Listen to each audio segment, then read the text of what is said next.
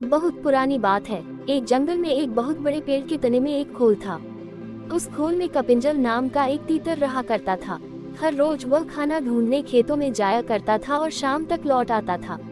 एक दिन खाना ढूंढते ढूंढते कपिंजल अपने दोस्तों के साथ दूर किसी खेत में निकल गया और शाम को नहीं लौटा। जब कई दिनों तक तीतर वापस नहीं आया तो उसके खोल को एक खरगोश ने अपना घर बना लिया और वहीं रहने लगा। लगभग 2 से 3 हफ्तों बाद तीतर वापस आया। खा खाकर वह बहुत मोटा हो गया था और लंबे सफर के कारण बहुत थक भी गया था। लौटकर उसने देखा कि उसके घर में खरगोश रह रहा है। ये देखकर उसे बहुत गुस्सा आ गया और उसने झल्लाकर खरगोश से कहा, ये मेरा घर है, निकलो यहाँ से। तीतर को इस तरह चिल्लाते हुए देख खरगोश को भी गुस्सा आ गया और उसने कहा, कैसा घर? कौन सा घर? जंगल का नियम है कि जो जहाँ रह रहा है वही उसका घर है। तुम यहाँ रहते थे, लेकिन अब यहाँ मैं रहता हूँ और इसलिए यह मेरा घर है। इस तरह दोनों के बीच बहस शुरू हो गई। तीतर बार बार खरगोश को घर से निकलने के लिए कह रहा था और खरगोश अपनी जगह से टस से मस नहीं हो रहा था। तब तीतर ने कहा कि इस बात का फैसला हम किसी तीसरे को करने देते हैं।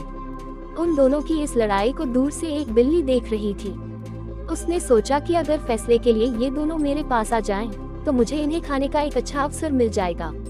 ये सोचकर वह पेड़ के नीचे ध्यान मुद्रा में बैठ गई और जोर जोर से ज्ञान की बातें करने लगी।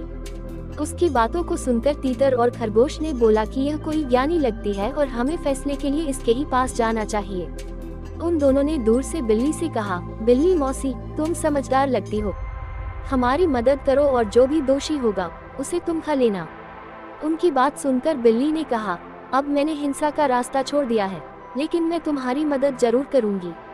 समस्या यह है कि मैं अब बूढ़ी हो गई हूँ और इतने दूर से मुझे कुछ सुनाई नहीं दे रहा है।